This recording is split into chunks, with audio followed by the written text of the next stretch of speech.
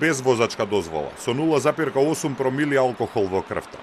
Возејќи ја колата на татко му со 91 км на час, речиси двојно побрзо од дозволеното, поминал на црвено и ја усмрти младата Фросина Кулакова на пешачки премин на Партизанска кај Силбо.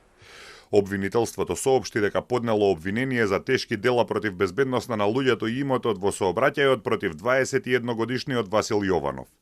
Според обвинителството, Јованов не се придржувал кон прописите и со тоа свесно го довел во опасност животот на луѓето. Ќе бараат и продолжување на притворот. Во рок од 2 месеци од трагичниот настан, надлежниот јавен обвинител ги прибра сите докази и вештачења кои укажуваат дека обвинетиот го сторил оваа најтешко дело против безбедноста во сообраќајот за кое е запретена максимална затворска казна до 20 години. Несреќата се случи на 29 јануари, 15 минути пред полноќ, кога 22 годишната Фросина Кулакова поминувала на пешачки на зелено. Јованов поминал на црвено и ја усмрти на лице место. Тој претходната година бил осуден за продажба на дрога, но судот му определил малолетнички затвор. Обвинителството се жалеше, а во моментот на несреќата тој чекал пресуда на апелациониот суд.